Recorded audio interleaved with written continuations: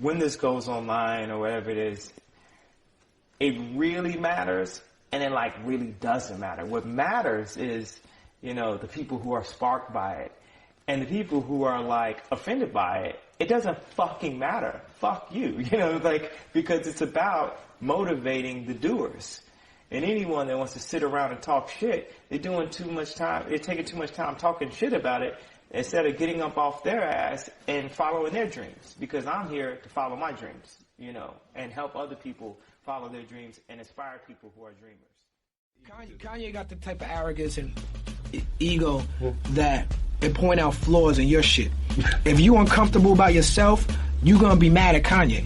If you uncomfortable within yourself and not comfortable with the type of person you are, when you see him on his shit, it's gonna make you mad because it makes you feel bad about yourself. Because you wish that you could be that passionate about anything in your life. You see that and you like, I wish I could be that passionate, but I can't because I'm just a sucker. I always felt like I could do anything. That's the main thing people are controlled by. Thoughts, their perception of themselves. They're slowed down by their perception of themselves. If you're taught you can't do anything, you won't do anything. I was taught I could do everything. And I'm Kanye West at age 36. So just watch the next 10 years. One thing I want to express to people also. People think a lot of my motivation is very like megalomaniac and self-oriented. To the contrary, completely. I just want to help. From day one, I just wanted to help. It's crazy that we live in a world that if you're super positive and super creative, that it's scary. So what does that tell you about the mentality of most people if you're scared of like positivity and creativity? Like I have no intent to do anything negative to anyone. I only want, you know, more positive things to happen. The codes of that.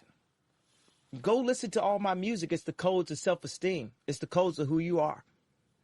If you're a Kanye West fan, you're not a fan of me, you're a fan of yourself. You will believe in yourself. I'm just the espresso. I'm just a shot in the morning to get you going. They say people don't stand up and protect their dreams. People are too scared of getting, you know, spoofed in a way. And the irony of it is so many people that are creatives. Think about a creative person in school. When you picture them, you probably picture them all the way in the back of the class, sketching or maybe getting beat up. And I'm the one creative. And this is the reason why I went on stage. This is the reason why I did this. Because creatives have got beat up my entire life. And there's moments where I stood up to drug dealers in Chicago and said, you can't have my publishing, come and kill me. Do whatever you're going to do, but you're not going to bully me. You're not going to stop me because my mother made me believe in myself. No matter how many people tell me, stop believing in yourself. Stop saying what you can do. Stop affirming what you're going to do and then completing that in real life. That's the improper way to do it. I refuse to follow those rules that society has set up in the way that they control people with low self-esteem, with improper information, with branding, with marketing. I refuse to follow those rules. It's about truth.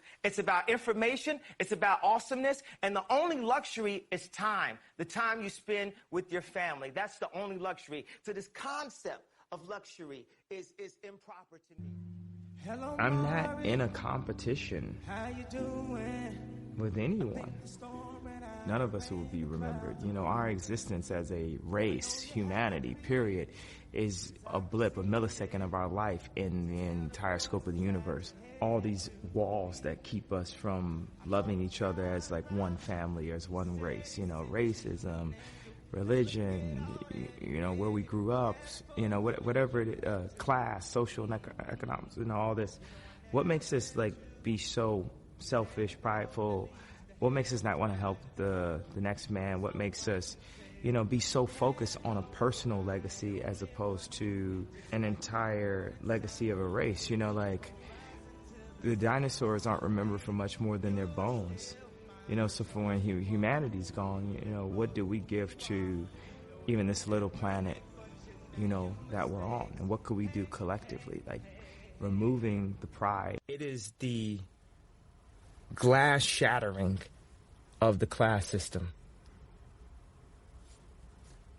which is the new racism. Class is the new way to discriminate against people, to hold people down, to hold people in their place based on where their kids go to school, how much money they make, what they drive, where they live, and what type of clothes they have, and how much they have in their account for, retirement. To somehow say that this person right here means more than this person. Like, I know I know I tweeted, Black Lives Matter, but, all lives matter. Like, my doorman is more important to me than any head of any company. He keeps us safe. My driver keeps us safe and goes to work every day. The guy painting the windows, at the house, when we changed them from white to chocolate brown or, what the architect suggested. He is just as important as anyone else that walks in that house and grabs a glass of champagne.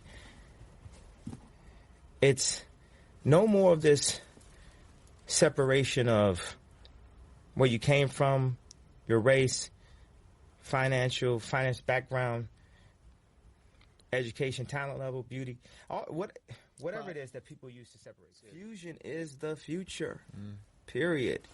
The mixing of ideas, the mixing of the two lunch tables working together, humanity, period, man. We're one people. Exclusivity is the new N word. Not nigga. Exclusivity. Am I saying the word right? Yeah. Yeah. That is the new N word.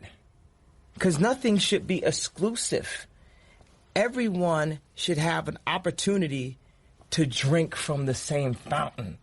The idea of exclusivity is a new colored people fountain concept. And saying we're going to overcharge sneaker culture guys to, drink at the right fountain.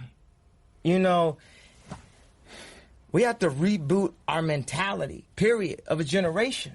It wouldn't even matter if I sold one sweatshirt, as long as this interview gets done and kids hear this and know this, and someone in a position of power or someone that will be in a position of power in the future has a chance to make a difference, and that they saw that someone who was at their lowest point, grabbing at straws, expressed themselves freely and overcame it through all adversity. All adversity means that they can do the same thing. I could be vilified or